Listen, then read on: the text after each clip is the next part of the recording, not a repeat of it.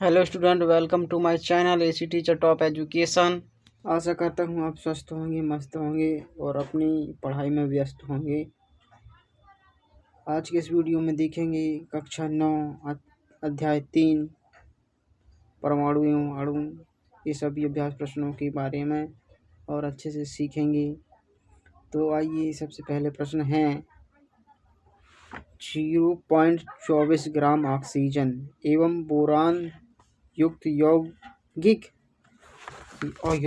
के नमूने में विश्लेषण द्वारा यह पाया गया कि उसमें 0.096 ग्राम बोरान एवं 0.0144 ग्राम ऑक्सीजन है। उस यौगिक के प्रतिशत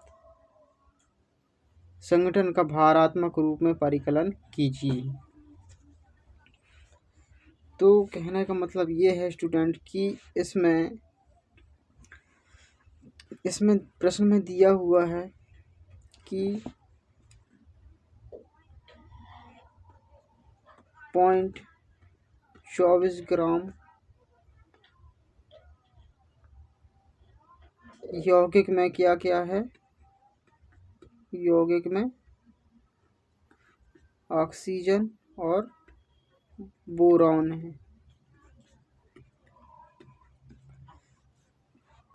तो इस 24 ग्राम यौगिक में ऑक्सीजन और बोरॉन का प्रतिशत बताना है। क्या बताना है? प्रतिशत बताना है। तो ऑक्सीजन का प्रतिशत निकालने के लिए हम क्या करेंगे? ऑक्सीजन का प्रतिशत निकालने के लिए हमको क्या करेंगे? ऑक्सीजन कितना दिया हुआ है? ऑक्सीजन कितना दिया हुआ है? 0.144 ग्राम ऑक्सीजन दी हुई है। और बोरान कितना दिया हुआ है? 0.96 ग्राम। तो ऑक्सीजन का प्रतिशत निकालने के लिए हमको क्या करना पड़ेगा स्टूडेंट की? ऑक्सीजन का प्रतिशत निकालने के लिए हमको 0.0144 ग्राम इसका भार है। क्या है इसका भार है? और यौगिक का भार कितना है? 24 ग्राम। 24 ग्राम यहाँ लिखेंगे और 100 से गुणा करेंगे, जिससे हमको क्या पता चल जाएगा? ऑक्सीजन का प्रतिशत पता चल जाएगा। स्टूडेंट, हम देख चलते हैं, एक मोनू है और एक सोनू है। तो मोनू ने सोनू से कहा कि तेरे कितने परसेंट बने हैं 10वीं में? तो उसने कहा कि मेरे कुछ परसेंटेज बने हैं। तो परसेंटेज निकालने के लिए क्या करना पड़ता है? तो उसको मान लो सब्जेक्ट में कितने कुल टोटल नंबर कितने थे आए थे उसके? 600। तो यहाँ पे लिखेंगे और जितना उसने नंबर पाया है उसको ऊपर लिखेंगे और 100 से गुणा कर देंगे। 100 से गुणा कर देंगे, इससे मोनू का प्रतिशत निकल आएगा। ठीक उसी प्रकार यहाँ पे क्या करेंगे? ऑक्सीजन और बोरान का प्रतिशत निकालने के लिए क्या करेंगे? ऑक्सीजन के जितना भार है वो ऊपर की तरफ लिखेंगे और बटे में क्या लिखेंगे? टोटल भार, और 100 से गुणा कर देंगे। तो अंक दशमलव के बाद कितने अंक हैं? 3 अंक हैं। तो 3 जीरो यहाँ पर लगाएंगे और दशमलव के बाद इधर पर कितने अंक थे? 2 और 4, 2 अंक थे। तो यहाँ पे 2 जीरो लगाएंगे। यहाँ के 3 जीरो, यहाँ के 3 जीरो से उड़ गए, बचे कितना? 1 जीरो बचा। अब 24 की भाग देंगे 144 में, तो कितना आएगा? 24 12 दूनी 6 आएगा। 24 छिंग 144 और जीरो ये वाला। तो इस प्रकार ऑक्सीजन का प्रतिशत कितना निकल कर आएगा? 60%। ठीक है। अब ठीक है, इसी प्रकार यहाँ पे बोरान का प्रतिशत निकालेंगे। बोरान का प्रतिशत निकालने के लिए हमको क्या करना पड़ेगा? बोरान का कितना भार है? 0.096 ग्राम बटे में 24 ग्राम, बाकी गुणा किससे करेंगे 100 से, ताकि प्रतिशत निकाल आए। अब यही बात दशमलव के बाद कितने अंक हैं, 3 जीरो हैं, 3 जीरो यहाँ लगा दो। अब 24 दशमलव के बाद कितने अंक हैं, इधर 2 और 4 2 अंक हैं, तो यहाँ पर ऊपर पे 2 जीरो लगा देंगे। इसलिए लगाएंगे स्टूडेंट क्योंकि हमको ये दशमलव को उड़ाना है, इसलिए ये सब करना पड़ता है। तो 3 जीरो यहाँ के, 3 जीरो यहाँ से उड़ गए। अब यहाँ पर बचा कितना 96, 24 चौके 96 और एक 24 चौके 96 और ये वाला जीरो 40। इस प्रकार बोरान का प्रतिशत कितना निकल करके आएगा स्टूडेंट, 40%। ठीक है, आशा करता हूँ ये क्वेश्चन समझ में आया होगा। अब नेक्स्ट क्वेश्चन के ऊपर मूव करेंगे। क्वेश्चन दूसरा में ये देखेंगे 3 ग्राम कार्बन 8 ग्राम ऑक्सीजन में जलकर 11 ग्राम कार्बन डाइऑक्साइड निर्मित करता है। जब 3 ग्राम कार्बन को 50 ग्राम ऑक्सीजन में जलाएंगे तो कितने ग्राम कार्बन डाइऑक्साइड का निर्माण होगा। आपका उत्तर है रासायनिक संयोजन के किस नियम पर आधारित है। तो यहाँ पर पूछा ये गया है स्टूडेंट कि कार्बन ऑक्सीजन में जलकर, कार्बन कितने ग्राम 3 ग्राम कार्बन और 8 ग्राम ऑक्सीजन जल करके कितने बनाता है, CO2 11 ग्राम बनाता है। अब 3 ग्राम कार्बन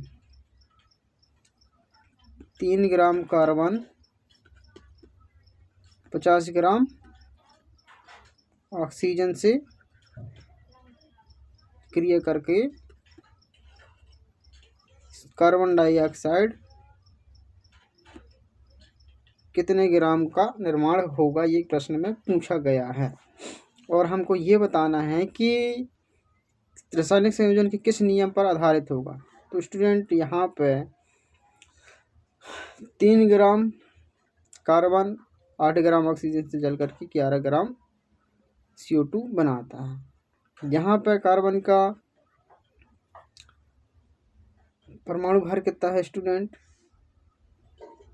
12, और ऑक्सीजन का परमाणु भार कितना है, 16, और है कितने 16 दूनी 32।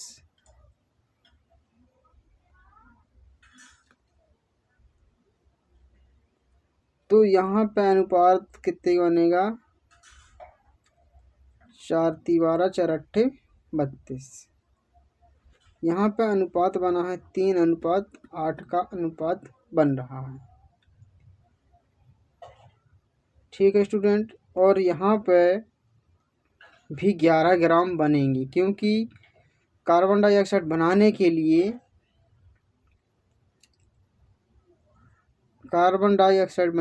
कार्बन को सिर्फ 8 ग्राम ही हमको क्या चाहिए रहता है, वजन चाहिए रहता है, किसका, ऑक्सीजन का। इसलिए कार्बन को CO2 बनाने के लिए हमको 8 ऑक्सीजन की आवश्यकता होती है।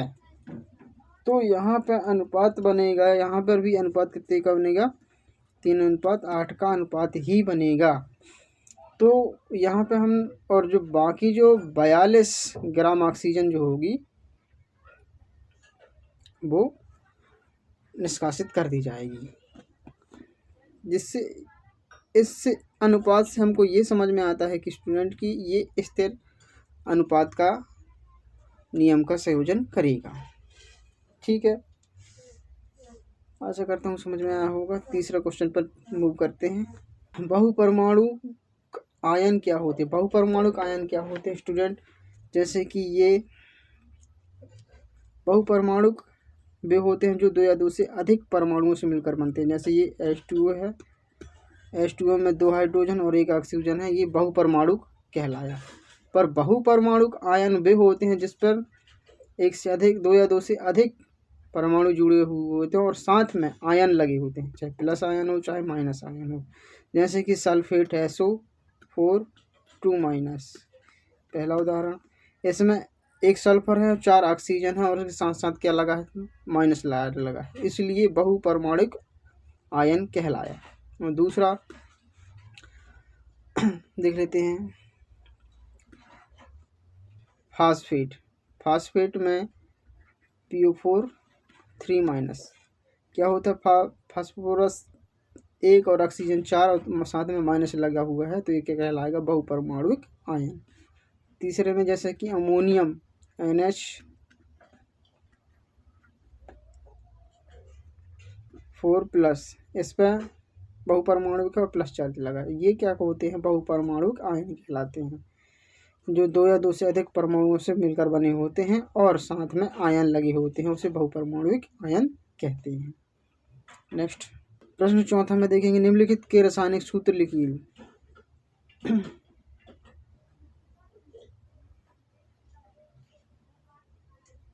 मैग्नीशियम क्लोराइड का रासायनिक सूत्र क्या हो जाएगा student, magnesium Cl2। Calcium chloride का सूत्र कितना हो जाएगा स्टूडेंट, CaCl2। कॉपर नाइट्रेट का सूत्र क्या हो जाएगा स्टूडेंट, CuNO3 और एल्यूमिनियम क्लोराइड का सूत्र हो जाएगा AlCl3।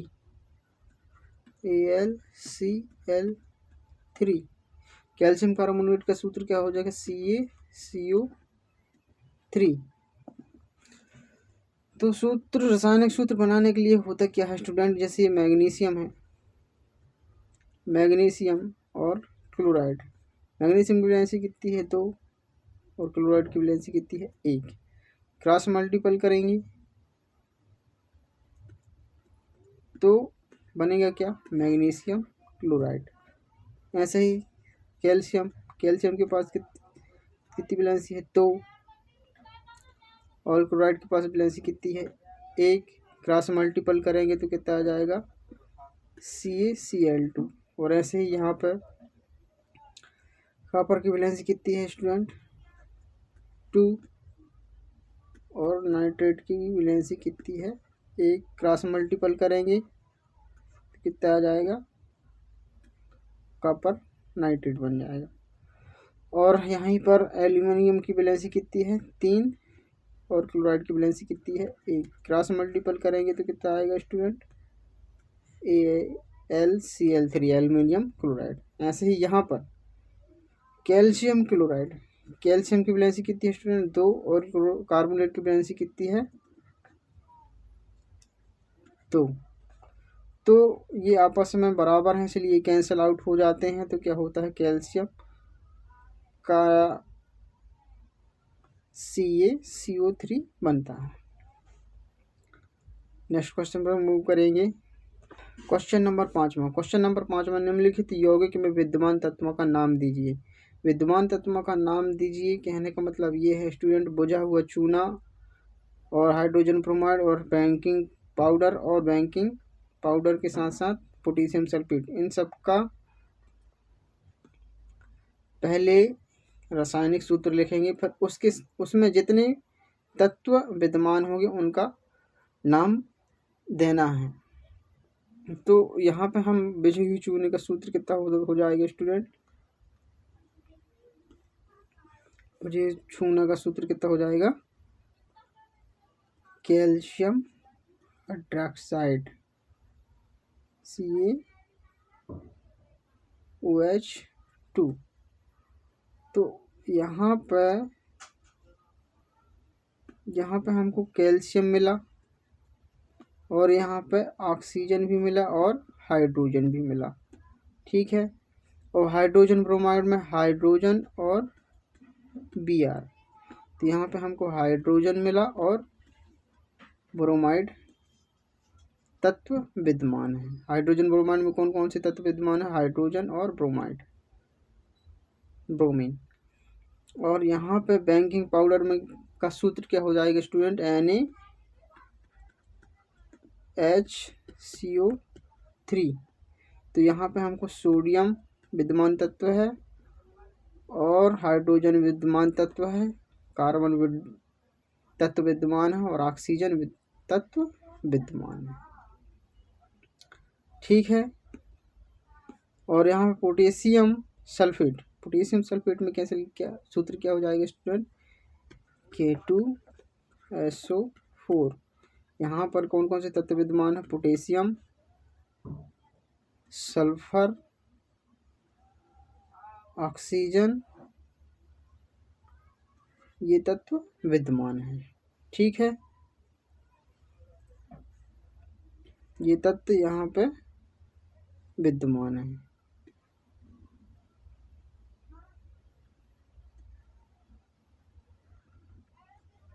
ठीक है स्टूडेंट, नेक्स्ट क्वेश्चन पर हम मूव करेंगे। तो निम्नलिखित पदार्थों के मोलर मास का परिकलन कीजिए।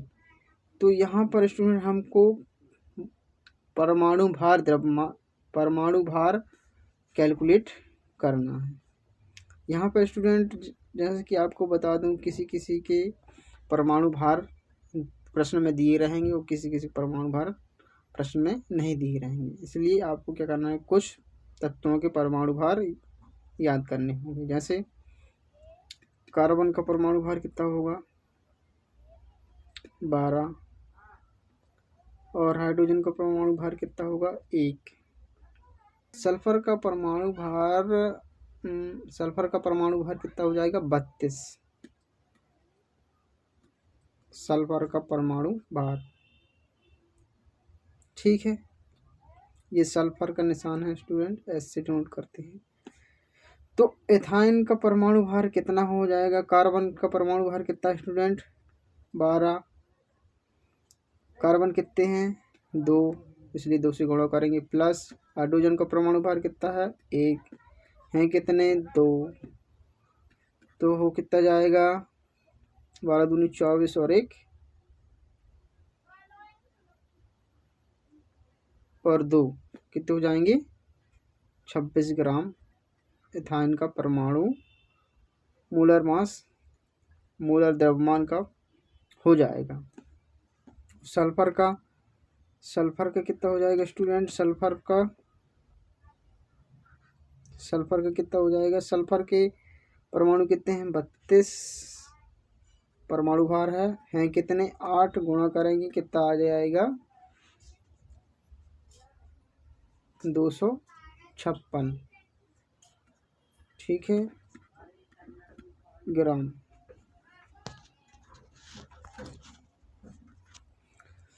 सी वाला देखेंगे, फास्फोरस का परमाणु भार कितना दिया है स्टूडेंट, 31। और हाइड्रोजन का बता दिया था मैंने पिछले, हाइड्रोजन का भी देख लेते हैं, 1। और क्लोरीन का कितना होता है, 35.5 35.5 होता है, 35.5। ठीक है, और क्लोरीन का 35.5 और फास्फोरस अणु का परमाणु द्रव्यमान कितना हो जाएगा स्टूडेंट, 31 गुणित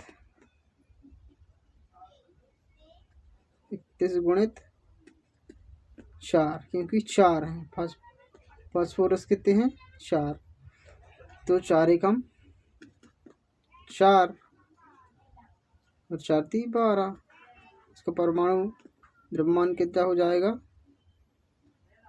फास्फोरस का परमाणु भार कितना हो जाएगा स्टूडेंट, 124। HCl का परमाणु द्रव्यमान कितना हो जाएगा स्टूडेंट, हाइड्रोजन का 1 है कितने, 1, प्लस क्लोरीन का 35.5 है कितने, 1, वो कितने जाएंगे, 36.5 ग्राम। ठीक है, और नाइट्रिक अम्ल का परमाणु द्रव्यमान कितना हो जाएगा स्टूडेंट, HNO3। हाइड्रोजन का परमाणु भार कितना है, 1, दिए कितने हैं, 1। नाइट्रोजन के कितना होता है स्टूडेंट, 14 है कितने, नाइट्रोजन 1, प्लस ऑक्सीजन का कितना होता है 16। 16 है कितने 3। ठीक है, तो 1 प्लस 14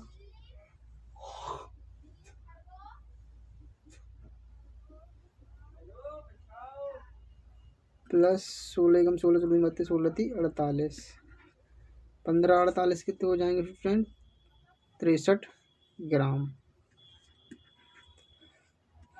नाइट्रिक अम्ल का मोलर मास कितना हो जाएगा 63 ग्राम। तो ये रहे आज के सवाल, परमाणु अणु के सभी अभ्यास प्रश्नों के उत्तर।